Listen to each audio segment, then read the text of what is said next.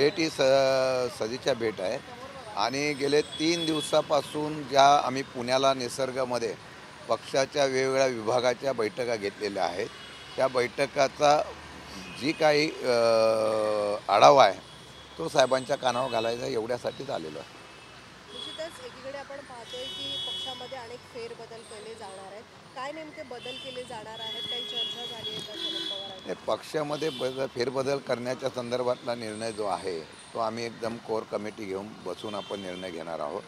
आत्ता सध्या राज्याची पक्षाची असलेली परिस्थिती, कार्यकर्त्यांची मानसिकता, वेगवेगळ्या विभागातल्या असलेल्या कार्यकर्त्यांनी ज्या काही सूचना आम्हाला केलेल्या आहेत त्याच्या संदर्भामध्ये आम्ही चर्चा करून मग त्याप्रमाणे बदल करण्याचा निर्णय घेऊ. रोहित पवारांना ईडीची नोटीस जी दिलेली आहे, सर्वात तिसरं असं स्मरणपत्र आहे.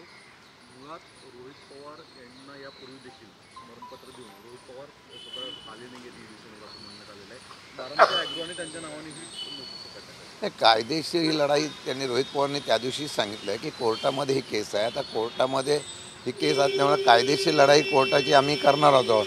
पण दुर्दैव असा आहे की राजकीय दबाव कोर्टाने सुद्धा, सुप्रीम कोर्टाने सांगितलेलं आहे की ईडीने किती राजकीय हस्तक्षेप करावा त्याचा प्रत्यंतर महाराष्ट्रात मी अनुभवलेला आहे. तशाच पद्धतीचं आता रोहित पवारांवर त्याप्रमाणे टार्गेट केलं जातं असं आमचं मत आहे. निश्चितच सत्तेतले जे अनेक मंत्री आहेत यांचे पद जे आहेत ते आता धोक्यात आहेत. खरं तर अनेक मंत्र्यांची पदं जाण्याची शक्यता आहे. खरं तर राष्ट्रवादी अजित पवार यांच्या पक्षातला माणिकराव कोकाटे यांचा लवकरच राजीनामा जे आहेत अजित पवार घेणार असल्याचं कळत आहे. आम्ही बघतो आता कोणाकोणाचे राजीनामे घेणार आहेत. या मंत्रिमंडळातले बरेच मंत्री वादग्रस्त आणि भ्रष्टाचाराच्या याच्यामध्ये अडकलेले आहेत. रोज नवीन नवीन आरोप होत आहेत. मला वाटतं की जर सरकारला 9 महिन्यामध्ये 8 महिन्यामध्ये या असलेल्या मंत्र्यांच्या कारभारामुळे सरकार बदनाम होत असेल, राज्य बदनाम होत असेल तर मुख्यमंत्र्यांनी तो निर्णय घेणं गरजेचं आहे. तो घेतला नाही तर लोकांमध्ये जी नाराजगी आहे ती नाराजगी इतकी वाढणार आहे. शेतकऱ्यांपासून आता परवाच्या दिवशी हर्षल पाटील या तरुणाने आत्महत्या केली. खरं म्हटलं तर मी आज बघितलं की बांधकाम विभागाला सुद्धा 46,000 कोटी रुपये देणं थकबाकी आहे. राज्यामध्ये वेगवेगळ्या ठिकाणी कंत्राटदार आंदोलन करत आहेत, काही लोक आत्महत्या करत आहेत. सरकार संवेदनशील नाही आहे. अशा प्रकारचं चित्र असल्यामुळे आपल्या या सहकाऱ्यांना एक तर चाप बसावा आणि तो निश्चितपणाने मार्ग काढण्याचा प्रयत्न जर झाला नाही तर असंतोष वाढेल. आणि मला वाटतं की आता मुख्यमंत्र्यांनी या बाबतीमध्ये निर्णय घ्यावा आणि जे वादग्रस्त मंत्री आहेत ज्यांच्यावर विरोधी पक्ष म्हणून आम्ही आरोप केलेले आहेत त्यांना मंत्रिमंडळातून डच्चूत देणं पाहिजे. सामाजिक न्याय मंत्री संजय शिरसाट आणि माधुरी मिसाळ यांच्यातनं पत्रव्यवहारावरूनच एकमेकांच्या विरोधात मतभेद सुरू झालेले आहेत. सरकारमध्ये या गोष्टी ज्या पद्धतीने दिसत आहेत त्यावरनं हा पक्ष वॉर असा दिसून येतोय. एकमेकांना कटशा करण्याचा प्रयत्न होतोय. नाईलाजानी झालेली महायुती दिसते आहे. प्रत्येकाला वाटतं मी मुख्यमंत्री उद्या होईल अशा प्रकारचाच प्रत्येकाला वाटत असल्यामुळे त्यांचे सहकारी, त्यांचे मंत्री कोणाचंही एकमेकांचं ऐकत नाही अशी परिस्थिती आहे. सरकार राज्यामध्ये फेल्युअर झालेलं आहे आणि राज्यामध्ये या सरकारच्या बाबतीमध्ये आपापसातलेच वाद एवढे आहेत की प्रत्येक मंत्री स्वतंत्रपणाने वक्तृत्व करतो, स्वतंत्रप्रमाणे वाद घालतोय आणि एक वाक्यता नसल्याचं चित्र या महाराष्ट्रामध्ये आम्ही ह्या महायुतीच्या माध्यमातून पाहतोय. शशिकांत शिंदे साहेब, खरं तर राज्यामध्ये महायुतीचं सरकार होतं. गेल्या वेळेस एकनाथ शिंदे मुख्यमंत्री होते. त्यांच्या कार्यकाळात एक घोटाळा उघड झालेल्याचं समजतंय. सुमित फॅसिलिटीजचे जे प्रमुख आहेत अमित साळुंके यांना झारखंडमधल्या पोलिसांनी अटक केली आहे झारखंडमधल्या दारू घोटाळ्यावरतून. परंतु त्यांचे कुठेतरी धागेदोरे हे श्रीकांत शिंदे फाउंडेशन सोबत आहेत असं संजय राऊत आरोप लावतात. नाही, संजय राऊतांनी जो आरोप केलेला आहे विधिमंडळामध्ये सुद्धा ॲम्ब्युलन्स घोटाळा हा आम्ही विधिमंडळात काढला होता. या ॲम्ब्युलन्स घोटाळ्यामध्ये या असलेल्या व्यक्तीचं सहभाग आहे, त्याला हे कॉन्ट्रॅक्ट दिलेलं आहे अशा प्रकारची माहिती आम्ही सभागृहात दिली होती. परंतु त्याच्यावर कुठल्याही प्रकारची कारवाई केली गेली नाही. फक्त विरोधकांच्या असलेल्या चौकशी करायची आणि त्यांच्यावर दबाव टाकायचा आणि आपल्या असलेल्या सत्तेमधल्या मंत्र्यांच्यावर ज्या काय आरोप घोटाळे होत आहेत त्याच्यावर कुठली चौकशी करायची नाही अशा प्रकारचा दुजाभाव होतो आहे. आमचं म्हणणं आहे जर झारखंडच्या सरकारने कारवाई केली असेल, त्याचे धाकेदोरे जर महाराष्ट्रामध्ये असतील तर त्याची महाराष्ट्र सरकारने सुद्धा चौकशी करून कारवाई केली पाहिजे अशा प्रकारची आमची मागणी आहे. माणिकराव कोकाटे यांचा राजीनामा होण्याची शक्यता आहे आणि या सगळ्या पार्श्वभूमीवरतीच आता माणिकराव कोकाटे नंदुरबारमधल्या प्रसिद्ध शनी मंदिरात दर्शन घ्यायला गेलेले आहेत. श्रावणातला पहिला शनिवार आहे आज. आता शेवटी त्यांनी परमेश्वराकडे, आता ह्या सरकारमधले अनेक मंत्री परमेश्वराचा दावा करतायत. काही लोकांना मंत्रिपद पाहिजे, ते त्या ठिकाणी मंत्रिपद पाहिजे, ते त्याप्रमाणे परमेश्वराचा आणि वेगवेगळ्या पूजा करतायत. काही लोक मंत्रिपद टिकवण्यासाठी पूजा करतायत आणि काही लोक आपल्या वेगवेगळ्या प्रकारच्या असलेल्या पूजा अर्चातून आपलं स्थान बळकट करण्याचा प्रयत्न होतो आहे. हे खरं म्हटलं तर अशा पद्धतीची परिस्थिती या महाराष्ट्रामध्ये रोज आम्ही पाहतोय. प्रदेशाध्यक्ष कुठेतरी नाराजी बोलून दाखवलेली आहे की ज्या प्रकारे मंत्र्यांचं वर्तन आहे. मग माझं म्हणणं असं आहे की मुख्यमंत्र्यांनी नाराजगी दाखवण्यापेक्षा कारवाई करणं आणि कठोर निर्णय घेणं गरजेचं आहे.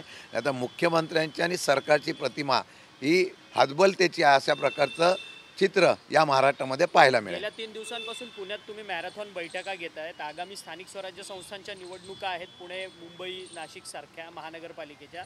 त्यामध्ये काही लोकांची मतं तुम्ही विचारात घेतली आहेत का कार्यकर्त्यांची, की एकला चलोरीची भूमिका घ्यायची की महाविकास आघाडीसोबत जाण्याची? नाही, यामध्ये 2 मुद्दे आहेत आमचे. या मुद्द्यामध्ये आम्ही अख्ख्या 3 दिवस महाराष्ट्रातल्या फ्रंटलच्या विभागाची आम्ही बैठक घेतली. त्या विभागामध्ये प्रत्येकाचं मनोगत, प्रत्येकाच्या सूचना, प्रत्येकाची पक्ष म्हणून संघटना म्हणून काय अशा प्रकारे करावं याच्या बाबतीत भूमिका ऐकून घेतली.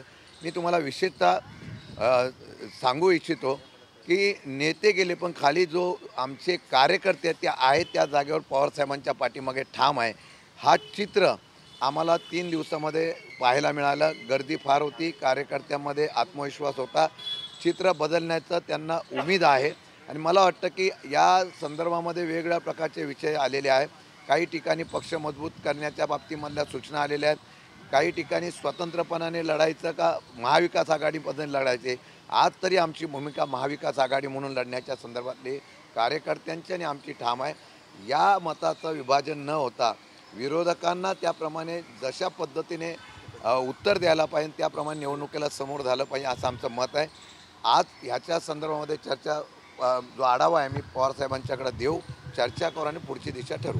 लाडकी बहीण योजनेमध्ये मोठा गैरव्यवहार झालेला आहे. पुरुषांनी देखील 14,298 पुरुषांनी म्हणजे लाडक्या भावांनी याच्यामध्ये बहिणींचा लाभ घेतलेला आहे. आम्ही सातत्याने सांगत होतो ह्या लाडक्या बहिणी योजनेच्या संदर्भातून ज्यावेळेला ही योजना निवडणुकीच्या अगोदर जाहीर केली त्यावेळेला गरज नसलेले सगळेजण लाभार्थी झाले. सरकारने स्वतःच्या पैसे न देता तिजोरीतले पैसे तसेच वाटले आणि आता निकष लावण्याचा प्रयत्न सुरू केला. आम्ही सभागृहामध्ये हेच मांडत होतो, जे पैसे चुकीचे वाटले असतील तर ते वसूल करण्याची ताकद ठेवणार का? मंत्र्यांनी स्पष्ट शब्दात सांगितलं, जे वाटले ते पैसे आम्ही परत वसूल करणार नाही.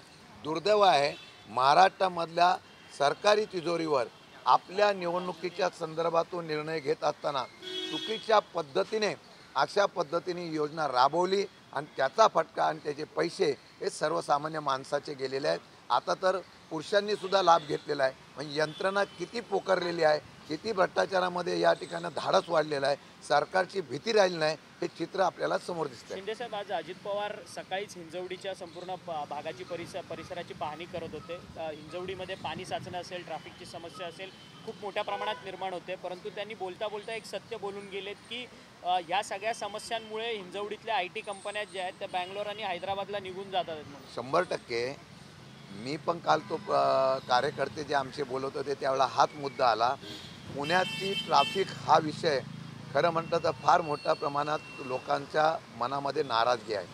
पर्याय काय करायचा त्याच्यावर अजून चर्चा नाही. मॅट्रोचं काम 20% फक्त झालेलं आहे. रिंग रोडच्या बाबतीमध्ये फक्त तरतूद चर्चा एवढंच आहे. माझं आजही म्हणणं आहे की जिथे मॅट्रोची खरी आवश्यकता आहे तिथल्या मॅट्रोला निधी देण्याच्या ऐवजी महाराष्ट्रामध्ये सगळीकडे मॅट्रोचं जाळं उभं करायचं किंबहुना जिल्हा स्तरावरपर्यंत मॅट्रोची जाळं न्यायचं अशा प्रकारचं एक हट्ट या सरकारने केला. मॅट्रो तरी कोण करतं आहे? 1% त्या ठिकाणी कर हा लोकांच्यावर लादला जातो आणि त्यातून मॅट्रो केली जाते. सरकार काय उपकार करत नाही. परंतु हिंजवडीमध्ये वस्तुस्थिती आहे, 2-2, 3-3 तास हिंजवडीमध्ये जायला लागत असेल याच्यासारखं दुर्भाग्य नाही.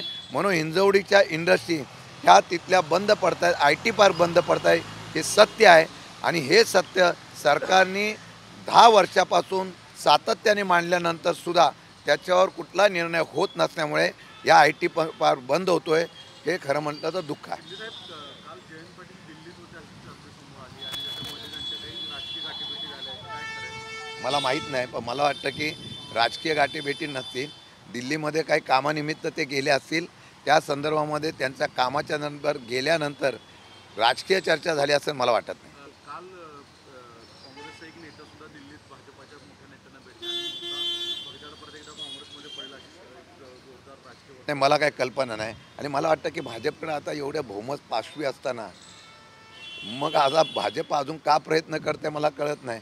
त्यांना त्यांच्या ह्या योजनेवर, त्यांच्या विकासावर, त्यांच्यावर लोकांनी दाखवलेल्या, त्यांचं म्हणणं आहे की आमच्यावर लोकांनी विश्वास दाखवलेला. आमचं तर म्हणणं EVMचा विश्वास आहे, पण आमच्यावर दाखवलेल्या विश्वासावर त्यांना आता काही ठाम असा विश्वास राहिलेला नाही का, म्हणून सगळेच पक्ष फोडायला निघालेले आहेत. मला वाटतं की यामध्ये कुठलं तथ्य नसेल. जे कोणी जाणार असतील, जे कोणी निर्णय घेत असतील, त्यांच्या काही अडचणी असतील तर ते काँग्रेसचे नेते त्याप्रमाणे विचार करत असतील तर मला त्याची कल्पना नाही. पुन्हा एकदा मंत्रिमंडळात घेण्याचे संकेत दिलेले आहेत, याकडे कसं पाहताय? ते या बाबतीमध्ये क्लीन चिट दिली न्यायालयाने कृषी खात्याच्या संदर्भातून असं आम्हाला बातमी कळलेली आहे. परंतु बीडच्या संदर्भामध्ये अनेक घटना अशा आहेत की त्या घटनेच्या संदर्भामध्ये आजही त्यांचं नाव घेतलं जातं आहे. या संदर्भातली निर्णय किंवा निर्दोषता जोपर्यंत सिद्ध होत नाही तोपर्यंत मला वाटतं की त्यांना संधी देतील असं मला वाटत नाही. थँक्यू.